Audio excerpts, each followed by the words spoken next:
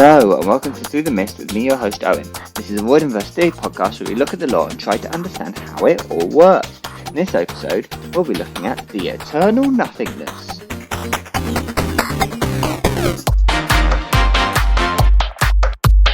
Hello everybody!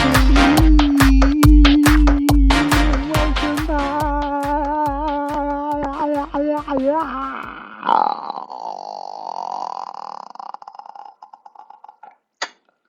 Hey, yeah, welcome back, everybody. This is episode 18. If you haven't read the title already, welcome to any new people that have joined. I haven't said hello to any new people in a while, so anyone that's joined and I haven't said hello to you since you've started listening, hello. Even though, yes, so hello, new people, hello, old people, hello, true Mistbusters. Hi to one and all. Remember, there's always ways you can join in with this podcast discussion, as I tried to make it a discussion at the start, people little talks or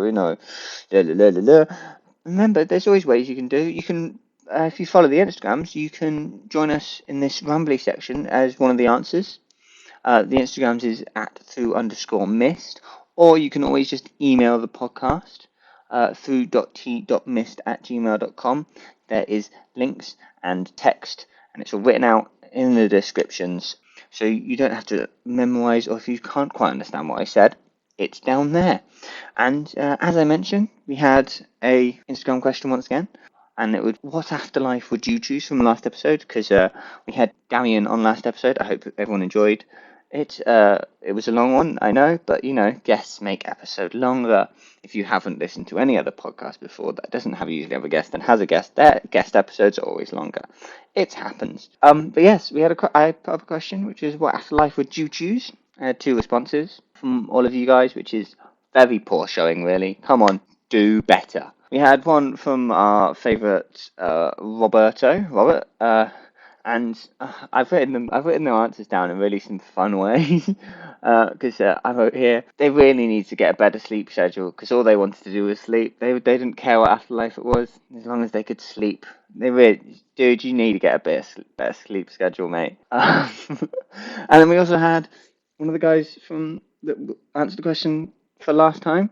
You know, I may have said week before. I just realised I may have said week, month. It's a month, Owen, not a week. You've been doing this now for that long. You should know these things. And they are hoping for death in glorious battle, because their sentence was Valhalla. Sounds fun. Also, since I've been away, we have had a book announced for the Percy Jackson universe, which is very exciting. It's a Solangelo book, and the Return of Bobbicus, if they follow up on the dangling thread at the end of Toa. And when I said they, this is not the singular they, this is we have got Rick, and we have got this dude, I've forgotten his name, Mark I think it is. Go check them both out. Well, you've already checked out Rick, but go show your love to the other dude, Mark. I'm going to have to Google it. Here we go. Mark, I was right. Yes! Mark Ashiro. That was a long time for me. Probably not so long for you. I have very slow internet right now. I'm in a hotel. Anywho, yes, that's coming out. Go show love to those people, Mark, and don't be nasty. I'm pointing at the people that are like, Rick has decided that he wants help. Let him use the help. Let's do this thing. And then one more thing in this lovely tying up rambly section that I've got.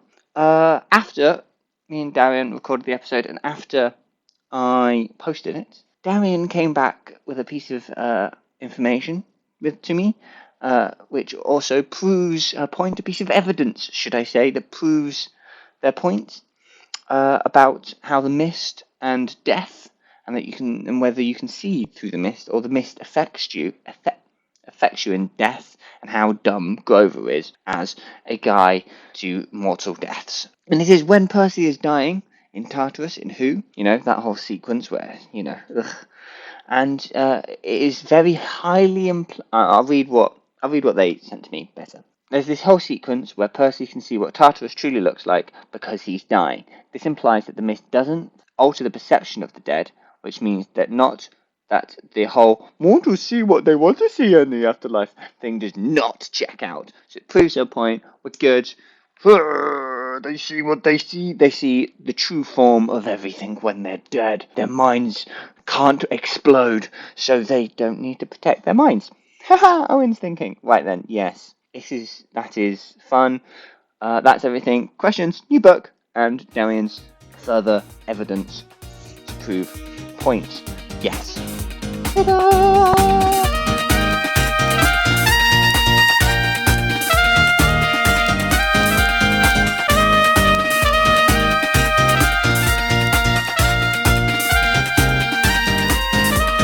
Okay then, the Eternal Nothingness.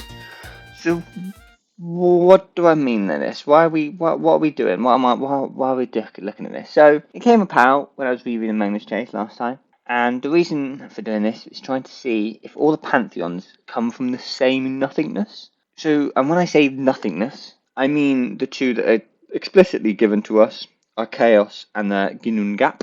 And so to look at this and look at the nothingnesses and where everything came from, and we're going to see if we can link any of them together, which, in this universe is kind of odd, but they're creation myths. I want to see if they can be like the same nothingness or if they are very distinct nothingnesses. Yeah, so we got creation myths, and guys, I said this before at some point and I'm repeating it again.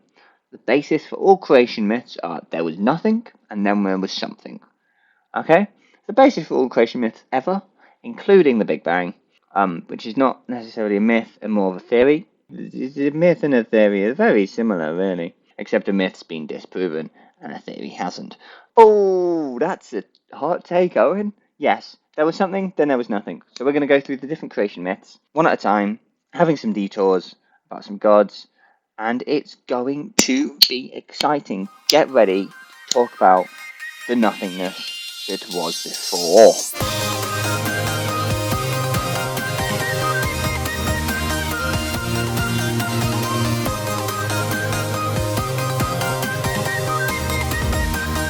Okay, we're going to start in everyone's favourite spot. Well, I say everyone's. It's my favourite part to start because it's the easiest to research. The Greco-Romans. Dun dun dun. The Greeks. We're going to look at the Greek creation myth. And just as I was wandering around the internet, I came across two main different versions. There's the Hesperioid version, where chaos came first, and that is the version that is kind of that's the creation story, and that story starts with chaos and ends with the 12 Olympians. So that includes the whole Aureus getting killed, Titans and the gods. But we're just going to stop. We're going to stop when the Titan stuff happens. So there's that version. There was also this other version, and there's a couple of different variations of this, but it's the whole idea. It's the world egg, where there was a different god, and they lay a god egg, and out pops the universe. So in one of the ones I found, Nyx was the one to lay the egg, and then it popped out. There was also, at one point, I saw Cronus came out of the egg first. Others, it was Chaos. It's all a bit iffy and offy. And this is like Orpheism, which is almost dissected into a different subset of ancient Greek religion. It was very hard to research. I ignored it because the ones in the books are very much Hesperioids, and it's very much the big one that we all kind of know. As we start in any point of time, in the beginning, there was nothing but chaos, a formless emptiness or void. She is the void. She was the nothingness. Chaos was the nothingness. I found a website which gendered all of the gods, and so we're going to go through and we're going to gender them as we go. Yes. And then out of chaos, Nyx was created. Night. Out of nothingness but the darkness. So chaos created Nyx, and then together, maybe just Nyx, it's a bit iffy, they created Cerberus, which was darkness itself. So Nyx and Cerberus, night, darkness. Cerberus, he, him, took Nyx, she, her, as his wife, and they had two offspring. The Ether, he, him, which is light, and Hemera, she, her, which was day. And also at some point appeared Gaia, Earth, Tartarus, Hell, and Essos, love. They all just kind of appeared. And then you get into the whole Uranus, Gaia, Titan stuff. So the story of how the Earth appeared is just, it it just appeared out of nowhere. It just went boop. But chaos went, but the emptiness void went, I'm going to create night and darkness. And then night and darkness created light and day. And then love just went boop into existence. And so did Tartarus. Just went boop into existence. The big pit itself. I have written here in my notes, I've labelled this section, the Greek deity sideshow. Well, we're going to look at 3 which are completely useless, but just we don't really hear much about, and it was fun to research them and what they actually were. And we're also going to look at chaos, because that's where everything appeared from. Everything appeared in chaos. Yes, so, Erebus, which is darkness. So, his darkness covers not just the night darkness, but also darkness in caves and even the underworld. He was linked to the underworld and sometimes considered a region of the underworld. This is often considered the first region, so like the bit that they sail through which departed souls are said to have passed. They have to pass through Erebus to get into the underworld proper. Yeah, he's generally thought to be the primordial god that represents all areas of the underworld, causing it to be a dark place. And he's used to explain why it's dark not just at night. Why is it dark during the day? Erebus. He's the darkness of the underworld, it's weird, isn't it? It's fun. So then you have Ether and Hemera, or light and day. And light in this sense is a bit odd. So Ether was linked to the upper air and was the air that the gods breathed. The air found just below the sky god and where the earliest Greeks believed the light came from. So the ball of bright light in the sky, the sun, that wasn't where all light came from. No, light came from like this layer in the upper atmosphere, and light came from there. So probably the blue hue of the sky, that was light. So then you have Hemera, day, and every morning Hemera would push aside Nyx and Erebus, who worked together to bring the darkness of light, and by doing so would allow daylight to be seen again. At night time, Nyx and Erebus would come and cover underneath Ether. So Ether would still lie lighting up the sky, and then in the morning, Hemera would go, get out the way, move, we gotta let the light back in, and then light would shine back down. I'm gonna put links to all my sources for everything down below, and including these gods, so you can read up a bit more if you want, or at least see where I got them from. And then we have chaos, who name can be translated to gap. Remember that? It's not a big thing, but it's a fun little connection between a couple of bits in a bit. So, and its role she filled by becoming the air of the earth that sat between the air of the heavens, Ether, and the air of the underworld, Erebus. So like I said, it's so cool. And it wasn't really until the Romans, where she became the source of all elements, those elements being earth, air, water, fire. Yes, thus the goddess becoming the origin of everything. So, thanks Ovid, the Roman poet, who kind of did that, at least in my research. Chaos as the origin of everything. In the books, it's definitely really realised that way, and it is modern times as well. But actually, the Earth, Tartarus, so Gaia, Tartarus, and Eros, and that's the group that Gaia is the group that almost creates a lot of the other gods. You get Nyx as well, that creates a load of the monsters and the dark gods, literally, more than figuratively, as well as the really bright god Day and Ether. So yeah, they just kind of appear out of nothingness. But chaos is also this nothingness. So they appear out of chaos, but chaos doesn't physically go out of their way to create them. They just kind of into existence, which is fun. Yeah, so that's Greek. A bit odd, but we all kind of knew it anyway.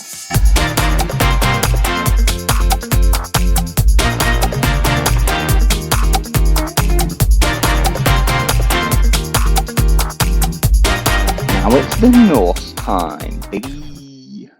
So, in the beginning of Norse, there wasn't nothing. Well, there was nothing, but this nothing was the Ginnunul Gap. Was the gap. Ginnunul Gap roughly translates to some form of like magical gap.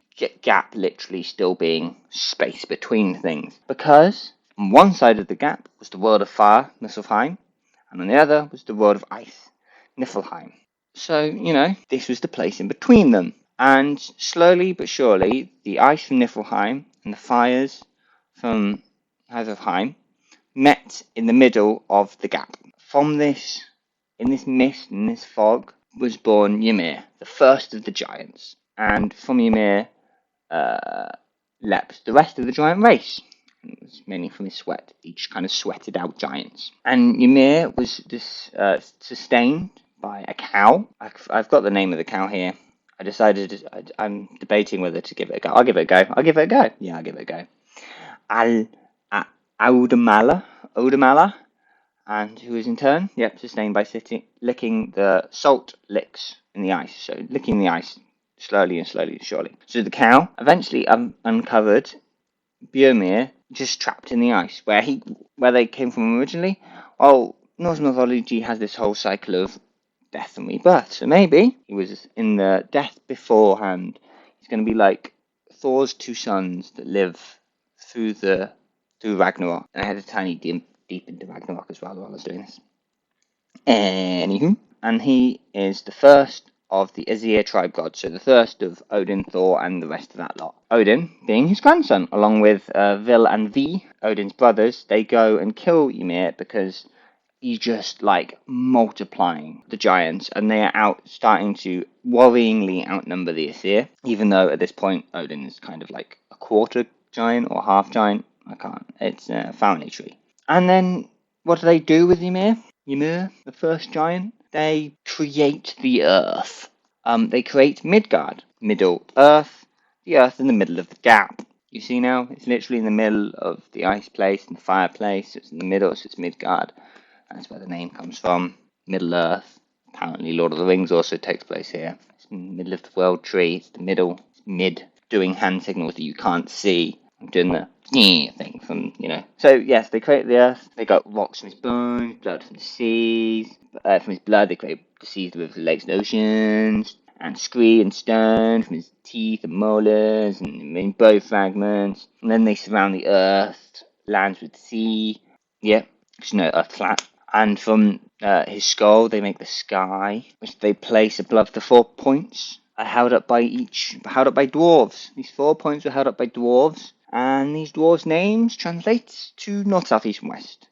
The points on a compass, people. Look at how this flows. Love it. Also, at the end of the days, the world would, aka Ragnarok, the world would fall back into the Ginnung Gap before being reborn again. So it's kind of there, and then it's going to plummet into the eternal nothingness of the Ginnung Gap. Of the gap between Niflheim, Huffleheim, Misthlheim, whatever, fire and ice. And so I went, okay, so we've got all that, and that lines up with the stories that we get from the books quite nicely, really. You get where the dwarves come from in the same stories. I just didn't want to go into it. I don't want to talk about maggots again. But I was like, but in the books, the world tree is also, when they go out to the world tree, when they're there, they see this white expanse, which is supposed to be the Ginnung Gap. It's not dark for once. Ambiguous whether it's dark or light place, but it's a nothingness. Whether nothingness is pure blackness to you or pure whiteness, one of the two, it's pure nothingness. The way our eyes work, it should be black. Yes. And I was like, okay, so where does the world tree come from? How does the world tree fit into this creation story? And there's very little consensus if the world tree even has its own origin. The world tree doesn't have an origin story. It just kind of is. The world tree is. That's all you need to know. The world tree is. That's it. That's all we got. So, that doesn't line up nicely, but I like what Rick did and put the world tree in the gap. It makes sense, then. You could almost say that there was the world tree, that when Niflheim and Niflheim were formed, they formed, and then maybe the icing thing, and when that happened, a tree also sprouted. And the tree spread through the gap, connecting the worlds. So, it works. It's a nice way. I like what Rick did there.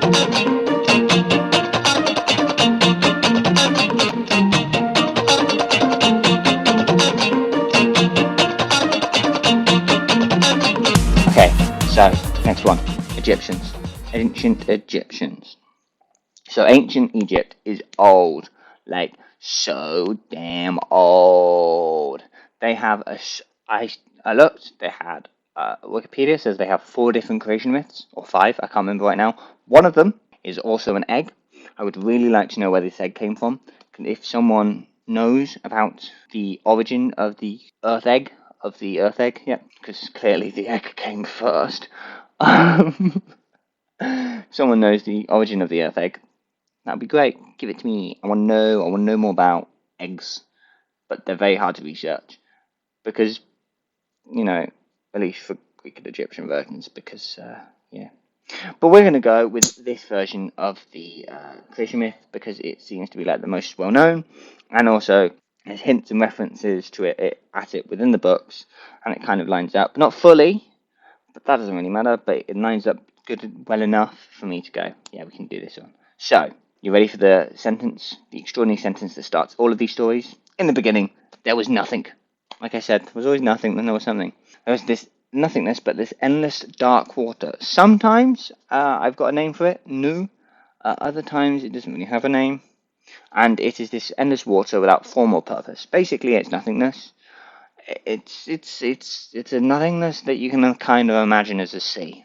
It's just this big sea of nothingness. And in some stories, which this is really nice, and it like it a lot, hidden within these waters was Heka, him, which is magic, or the god of magic, but just magic itself. And at some point, out of nowhere, rose the primordial hill known as the Benben, upon which stood Atum.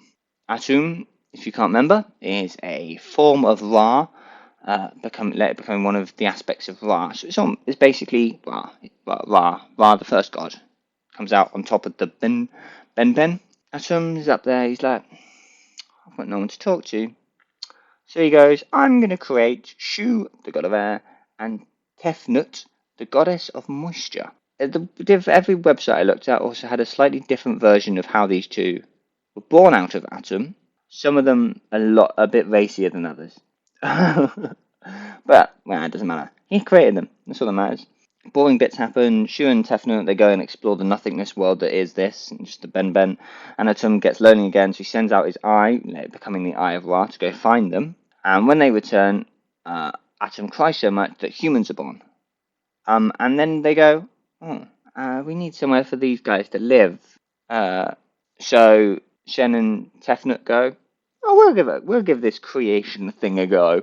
And they mate, and they give birth to Jeb, the earth, and Nut, the sky. And the rest is pretty much just like the books. Jeb and Nut fall in love. Atum goes, no, you can't fall in love. That's a bit weird, even though it doesn't quite make sense. They're brother and sister, but Shu and Tefnut did it. They get separated. Nut's already pregnant. She gives birth to Isis, Set, Nephilis, and Horus. That stuff happens. It's fun. Anyway, we have got another deity slideshow. This time Egyptian, with Heket, who is the god of magic and medicine.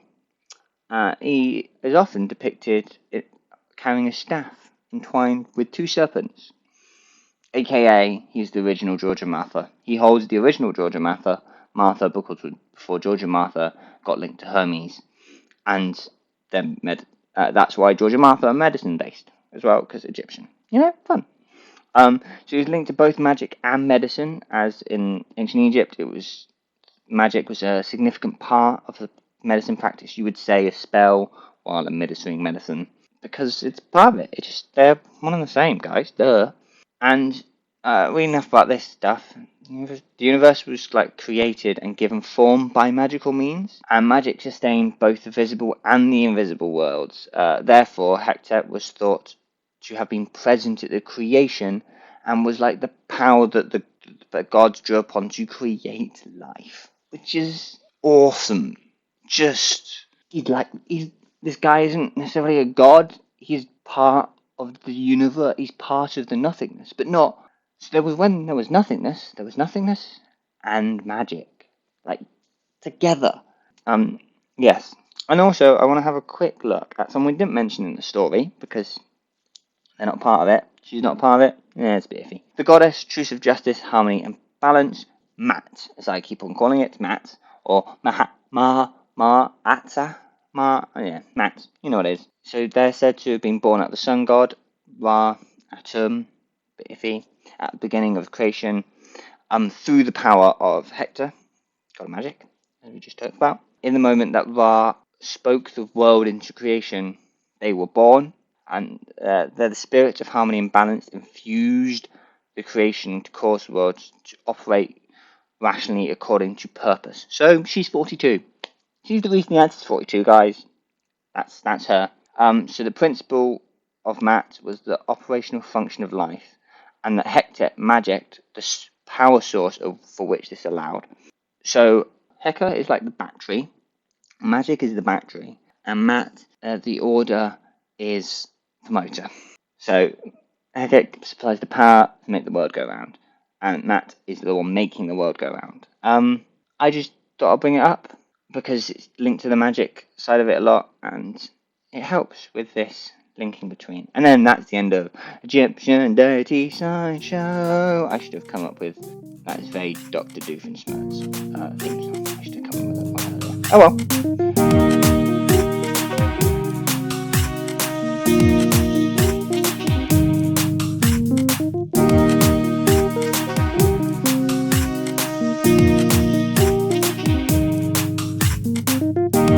Okay then.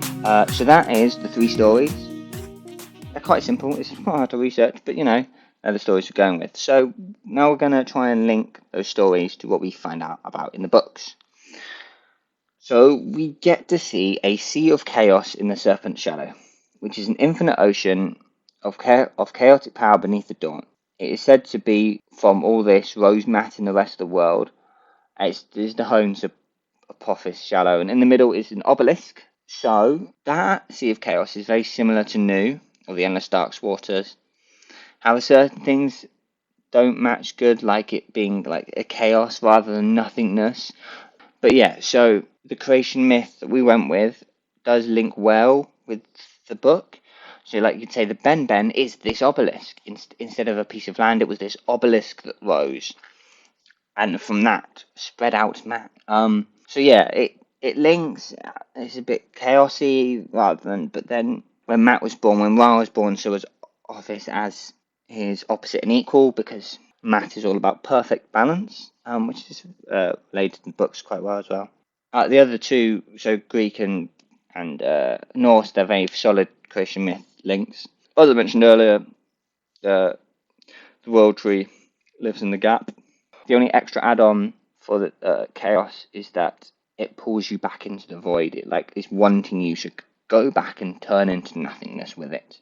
It created night and darkness, and then was like, and then too much happened, and wanted to suck everything back into itself. So what can we take away from these creation myths in relation to the Voidiverse? So we can look at this, look at the origin of magic, for example, and go, okay, so where did all this magic come from? And I'm getting fully to the point now where Robert, if I say something crazy enough and they can't quite follow, starts to make that strings guys on the wall meme, aka an official meme of the podcast. So if we take Hecate and on magic as like always exists in the universe and in some way part of the catalyst for creation of itself, the magic is part of the fabric of the universe, and magic helped form the pantheons and their stories because it was there before they were. It is the thing that created the something out of the nothing, is magic. Magic was almost nothing in the universe, and then it forms and creates the something. And so it's intrinsically part of the world it creates. But then if we look at it in the wider universe, all the stories are true. Every single one of these are true all at once. Even the Big Bang, even the scientific, widely accepted current theory of how the universe started, which was there was nothing, then there was something, and this something expanded extremely rapidly. The Big Bang. However, as already established, magic is part of the universe, but it has this circular push-pull dynamic with the collective consciousness, human consciousness. So then you get to the question of, okay, so if magic creates these gods, the magic itself is just a tool. The magic itself, like human consciousness, forms these gods and these stories. But then, what came first? The stories or the gods? Because these are creation myths we're looking at. These are myths that occur before humans are born, except the Egyptian ones, where humans are born before the world. This is what is. I think I might have gone too far this time, basically. I am sat with this last point and this last set of questions of how do these all exist at once and what came first, human or pantheons? And I think I might have gone too far this time. I've tried to answer a question that shouldn't or doesn't want to be solved. They all exist together, yet separate, and we influence them, but they influence us. And we kind of just got to be satisfied, even in our day-to-day lives, that we would never truly know where we come from, where it all started. We just don't know. We will never know. There was nothing, and then there was something. We live in that something, and we have the power to shape that something, our world, our universe, our galaxy, into our image. And it's really cool, and you can make a really lovely metaphor, I think, between how human consciousness affects the gods, but the gods also affect human consciousness. Because if you think of it like this, so we have the power to influence nature, the nature of the universe. We have the power to influence that. Climate change, boom, right there. Someone created the steam engine, and this is the outcome of it. We changed the nature of our universe. We changed the nature of our planet. We've changed the nature of ourselves over time as well. But it will always influence us back. We can change nature, but nature can also change us. And we just have to make sure that when we get to these points where we're doing this balancing act between the two, we make sure that we push it in the right direction. Which I know is really deep for this podcast, but it's important. And with everything that's going on right now, as of recording, you got COP26 happening, which is, I mean, you can be cynical old man and go, well, they've had these talks before and nothing's happened. But it is really important. And for once, it might be a bit too late, but we got to try. And for once, things are happening all over the world on many different planes. You could look. You've got the environment. You've got racial issues. Everything's happening, and you just got to make sure that you're there to help influence nature, as nature influences you, and push it in the right direction. You've got to make sure the change you make is a good one. So, with all that, have a good life, and ta-ra. See you next month.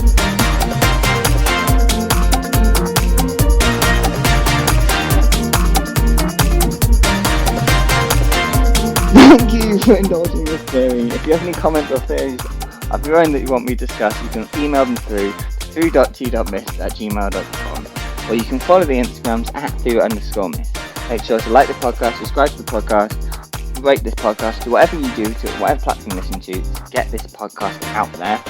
I've been Owen, and come back next time as we try to see through the myth. Holy, not deep. But deep's good.